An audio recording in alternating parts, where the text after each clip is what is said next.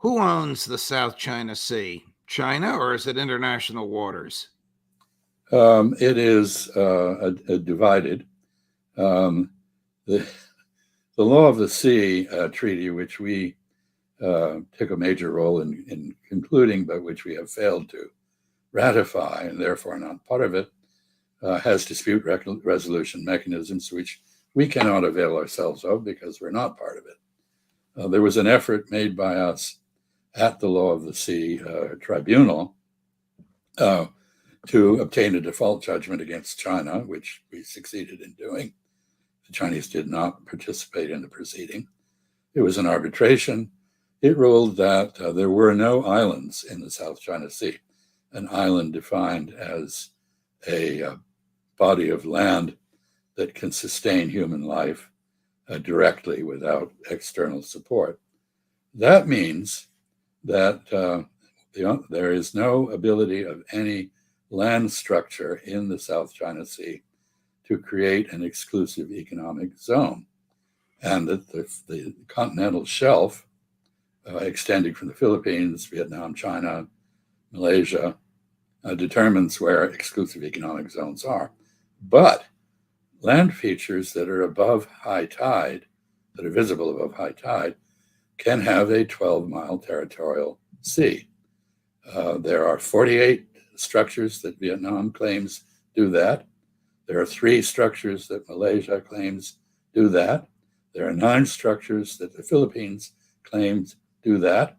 China and Taipei, Beijing together have, I believe, 9. And around these structures, there are territorial seas, 12-mile territorial seas. We do not accept the Chinese method of drawing baselines and defining the limit of these territorial seas. And therefore, in the name of freedom of navigation, we violate what they regard to be as their territory. So this is it began as a no man's land. Traditionally, in pre-modern times, all of the littoral states sent fishermen to these places. They got along with each other.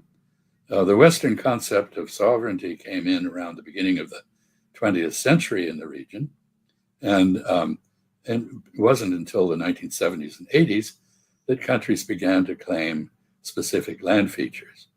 Oddly enough, if you bear with me for a minute, the first such claim was launched by a Philippine lawyer who created something in the Spratly Islands called Freedom Land, the sole purpose of which was to issue postage stamps for the benefit of his purse.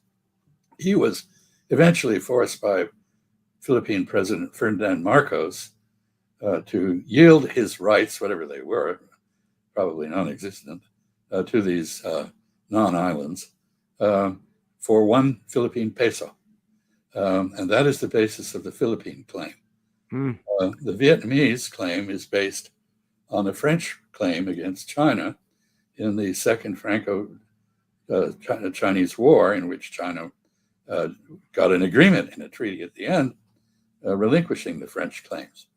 The Malaysian claim originated in the 1980s. So we somehow, in 2000, Hillary Clinton, whom you mentioned earlier, in a meeting in Hanoi, inserted the United States into this and said we had an interest in how it was dealt with. We never defined how it should be dealt with.